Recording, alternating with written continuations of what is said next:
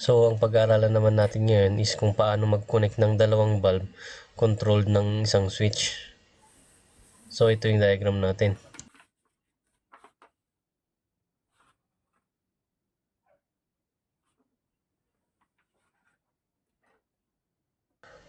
Unahin muna natin i-set up yung junction box utility box at saka yung flexible hose bago tayo maglagay ng mga wires.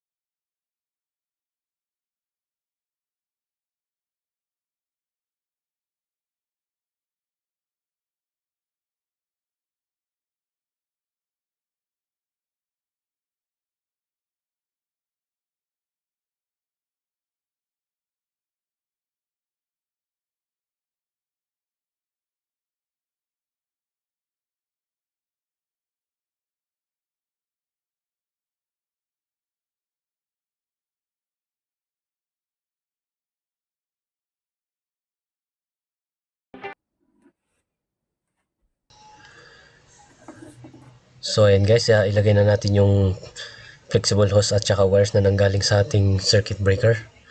So, kung nagtataka kayo kung bakit hindi ako nakakuryente, wala pang supply ng kuryente yan mga lods.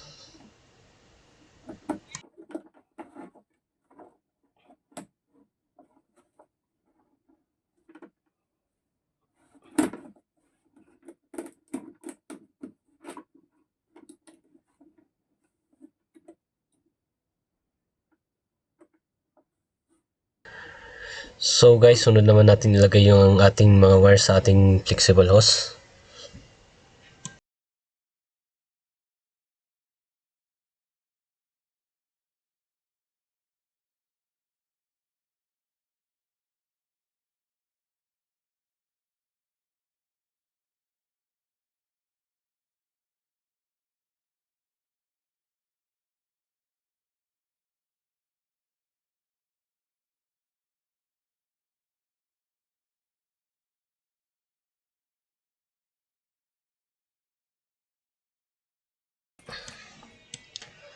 So ilagay na natin yung ating mga receptacle para sa ilaw.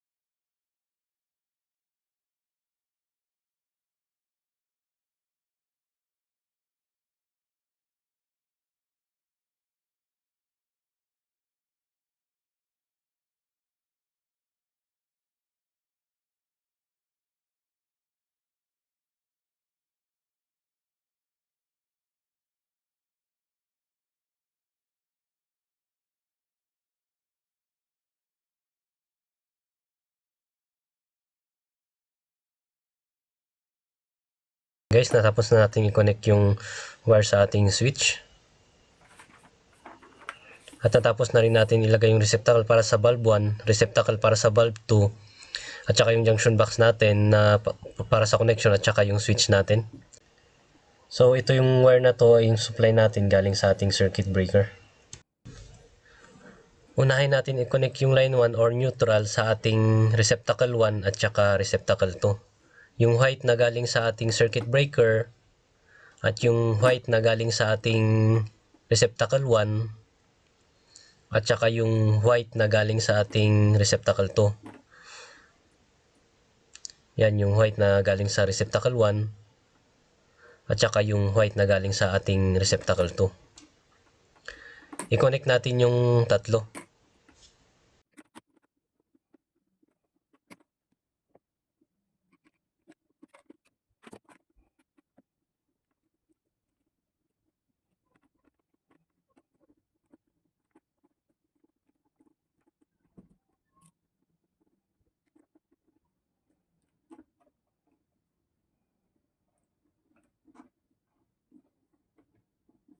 So ayan guys, natapos din natin yung wire galing sa ating circuit breaker, yung wire na galing sa ating receptacle 1, yung at saka yung wire na galing sa ating receptacle 2. So isunod naman natin yung line 2 guys papunta sa ating switch. So yung block sa ating circuit breaker at saka yung block sa ating galing sa ating switch.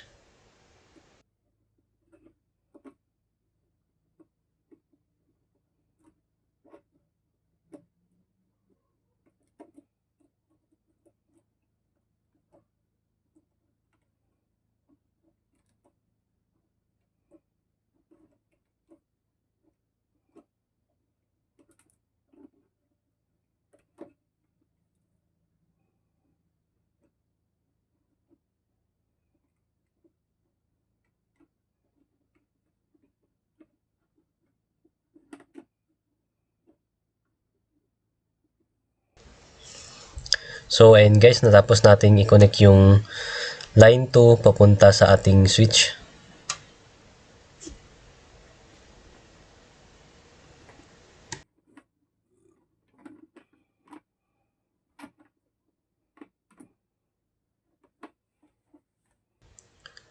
Isunod naman natin yung connection ng ating receptacle papunta sa switch. So yung block sa receptacle 1 at saka yung block ng receptacle 2, i-connect natin sa white ng ating switch.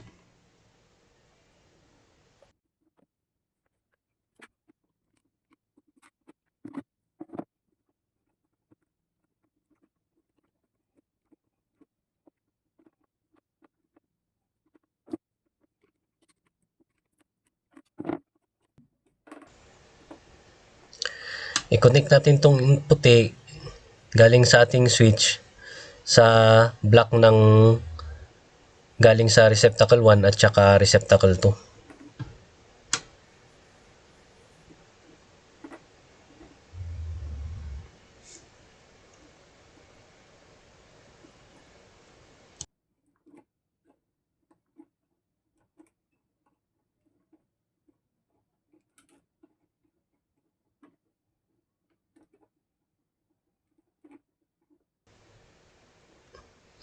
So ayan guys, na malapit na tayong matapos.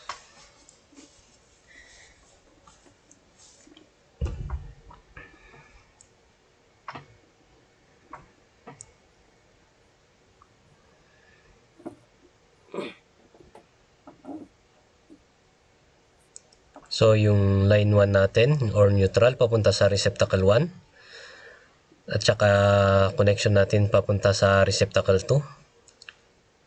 So at saka yung connection natin sa line 2 at saka sa switch. At yung connection natin sa receptacle 1 at saka receptacle 2 papunta sa switch.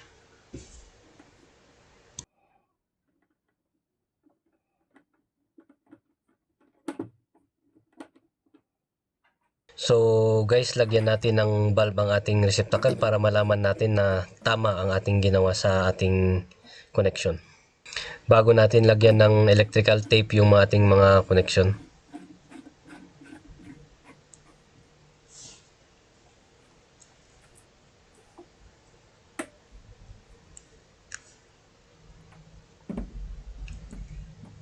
So i-switch natin yung ating circuit breaker.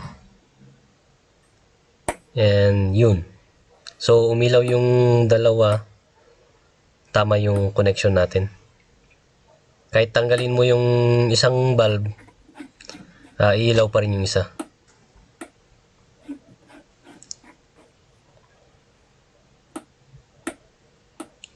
Ito yung tinatawag nating parallel connection.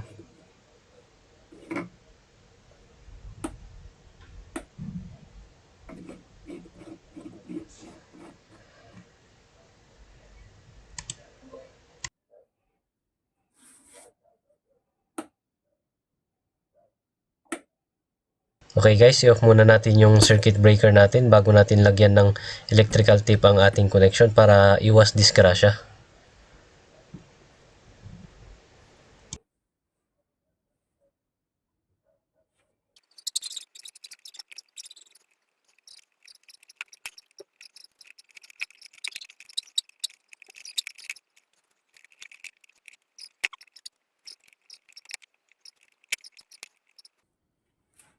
Ayun guys, natapos din natin na electrical tape yung connection natin. Ayusin natin sa loob ng ating junction box yung mga wires natin para magandang tignan bago natin ilagay yung ating cover para sa junction box.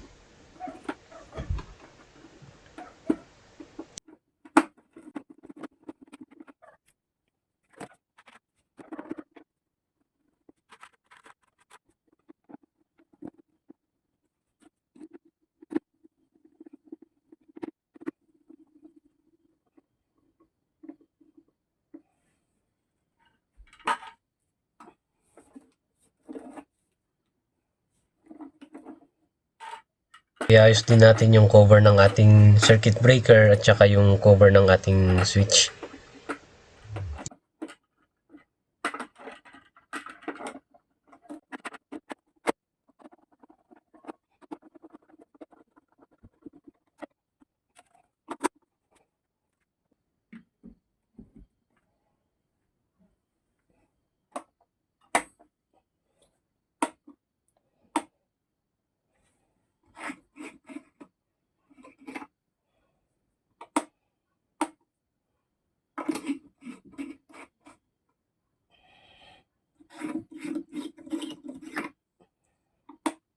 So ayun guys, natapos din tayo sa bulb controlled by single switch.